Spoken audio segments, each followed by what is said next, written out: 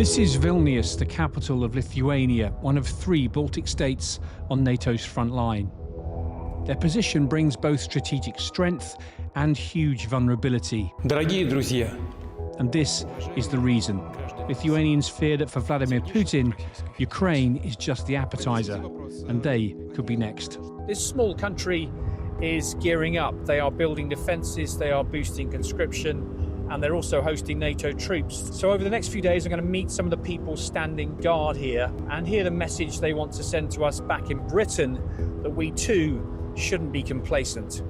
Lithuania is a country of around 3 million people. To the east is Kaliningrad, a Russian exclave on the Baltic Sea, bristling with troops, ballistic missiles, air defense systems, and electronic warfare. To the west is the Russian proxy state of Belarus, ruled since 1994 by Moscow's puppet dictator, Viktor Lukashenko. So what does this border with Russia look like? A couple of hours' drive from Vilnius, and signs for Kaliningrad start to appear.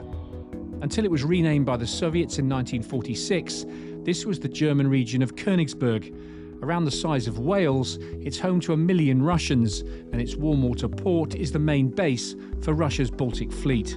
The Lithuanian town of Kybartai is now the only vehicle route in and out of Kaliningrad.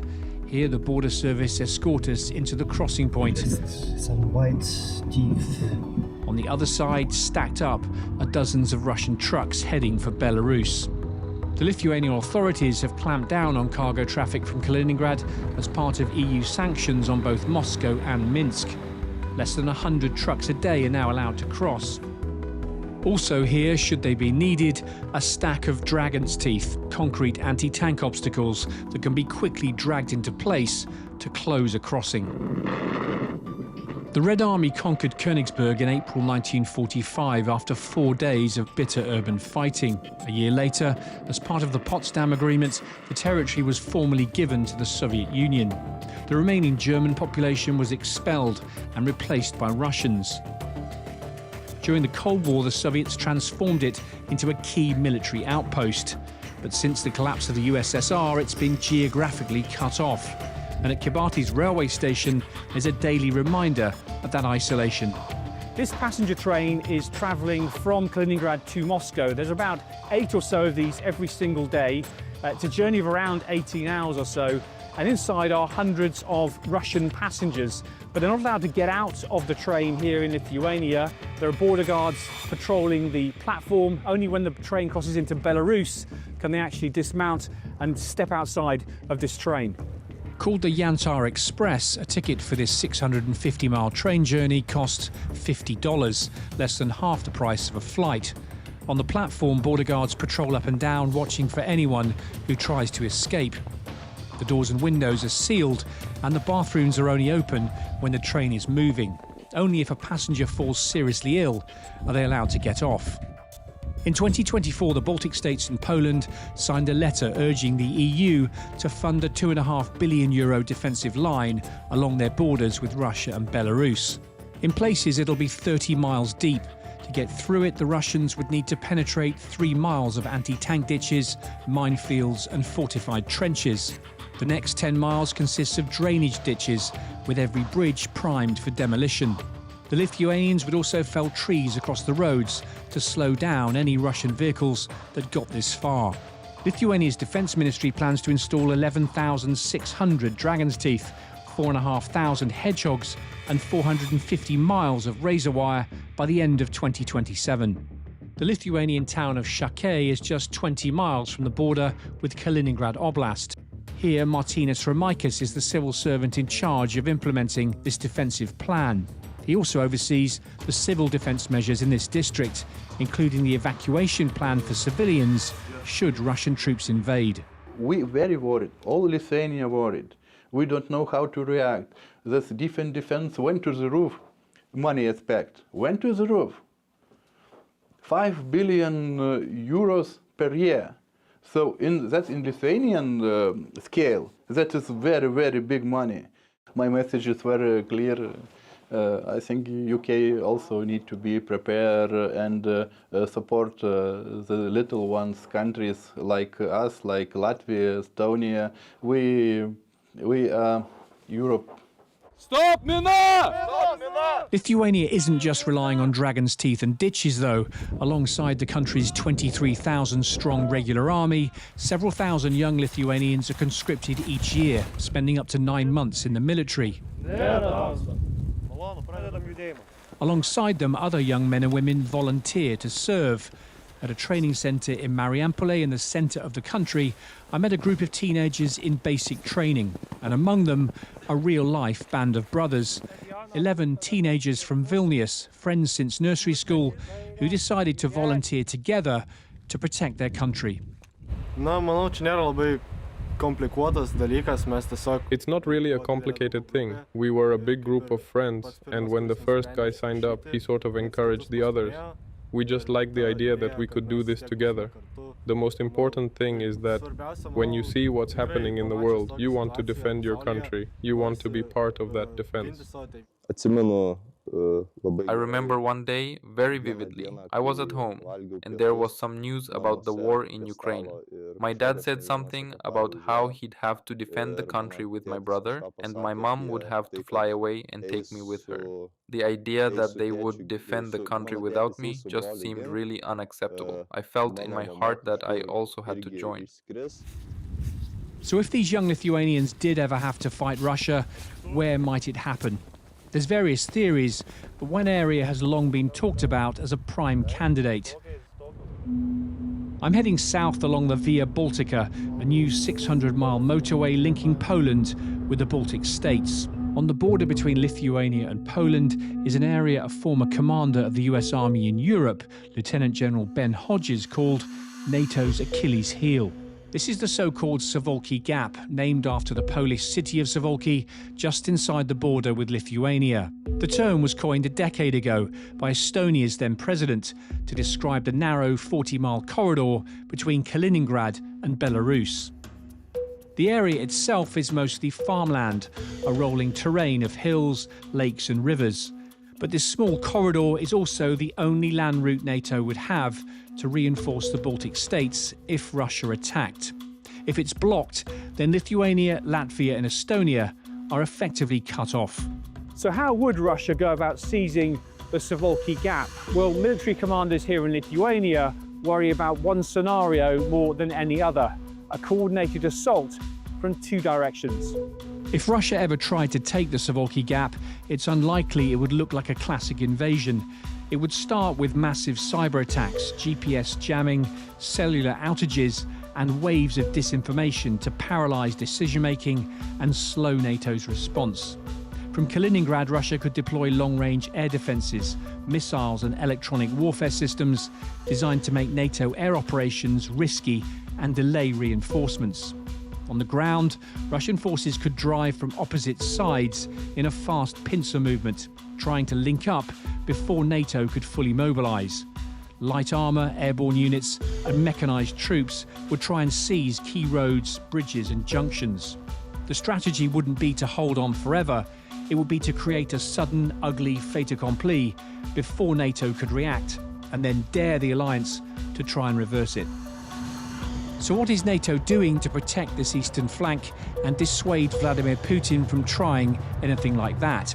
An hour's drive northeast from Vilnius and you reach Pobrade, a vast training area just 10 miles from the border with Belarus. Here I met up with a German mechanized infantry battalion. Around 700 German troops are now based here, the lead nation for a 1,400-strong NATO multinational battle group. But by 2027, that number is going to dramatically increase. Berlin intends to boost the size of this brigade to 5,000 troops, including mechanized infantry and a tank battalion equipped with Leopard 2s. The current Enhanced Forward Presence, or EFP, battle group in Lithuania will be incorporated into this brigade, which will be commanded by a German officer. Yeah, I mean, we're here for 6 months, so we try to exploit the opportunity to be here and have all these capabilities on hand on a battalion level.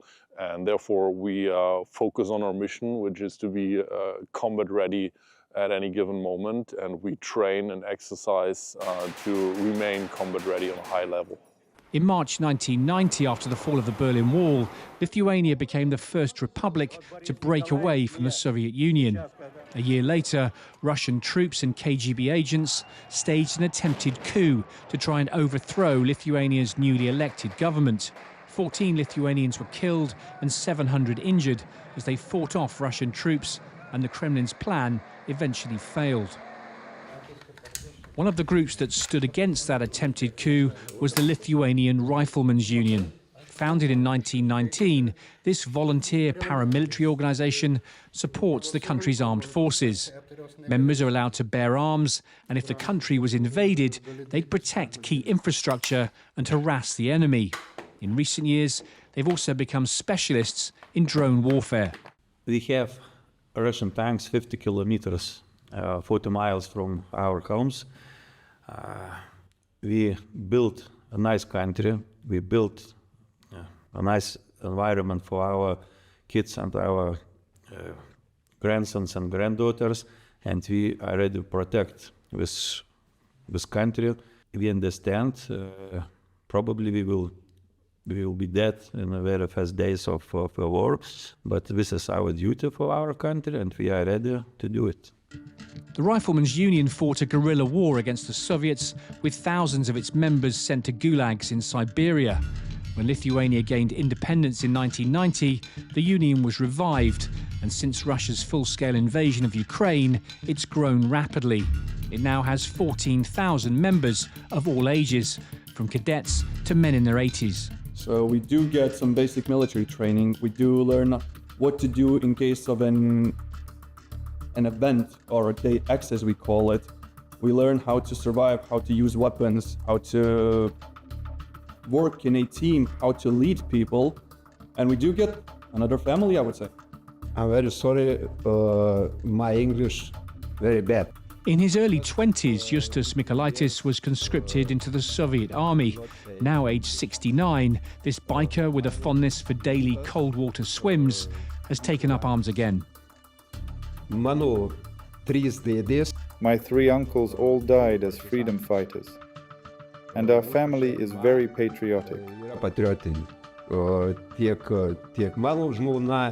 My wife and my children are really supportive of what I'm doing, and they are strong patriots themselves. From Mariupol, it was time to head south down the Via Baltica again and cross the border into Poland and head for a meeting with this region's other defenders, the British Army. 25 miles inside Poland and strategically close to both the Suwałki Gap and the Via Baltica motorway is Bemowo-Piski training area. This is a base for what Nato calls its Forward Land Forces Battle Group, part of a US-led multinational brigade. Stairs up, stairs down! Along with American, Croatian and Belgian units, a company of British soldiers are also deployed to this Polish base on a 6-month rotation. And at the moment it's the turn of the 2nd Battalion, the Royal Anglian Regiment, known in the British Army as the Poachers. After recent drone incursions and sabotage attempts, Poland is on a state of high alert, a threat level these British soldiers are all too aware of. Yeah, I think with my own interactions with them, I think there's no ability to misconstrue the seriousness in which they're taking the threat to their country, and they really do see themselves as the eastern flank of NATO, and they're more than prepared to defend their homeland as required. It's a real message that we can pass on to our soldiers, that we are here to do a role, and sort of a role that the British infantry hasn't had to do for an extended period.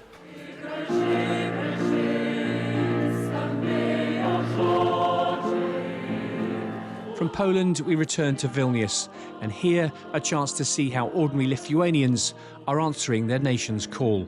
In Vilnius Park, not far from the city centre, 500 men and women from all walks of life are being sworn in as new members of the Lithuanian Riflemen's Union. Across the country, membership has surged so fast, it's struggled to keep up with the number of people wanting to join. Now, they might wear military uniform, but these men and women are not soldiers. They are becoming what they call dignified defenders, part of a growing number of Lithuanians who can see and feel the growing threat their country faces and want to play their part in protecting their homeland. Make a decision. Don't be passive. Don't watch everything from the sidelines. This is a difficult time for our country. The geopolitical situation is very unclear, and in some countries, human values are shifting. We have one goal during peacetime, to prepare for the defense of Lithuania. And in times of war, if it comes, we will join the armed forces and fight against our enemy.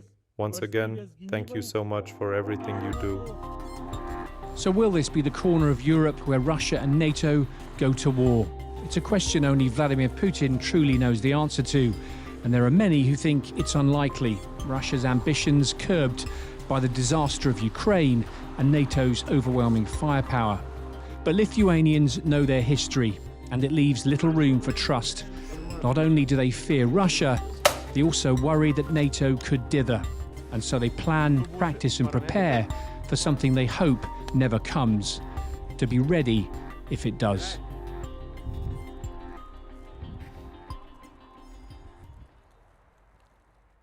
Thanks for watching. For more from BFBS Forces News, like and subscribe to our channel.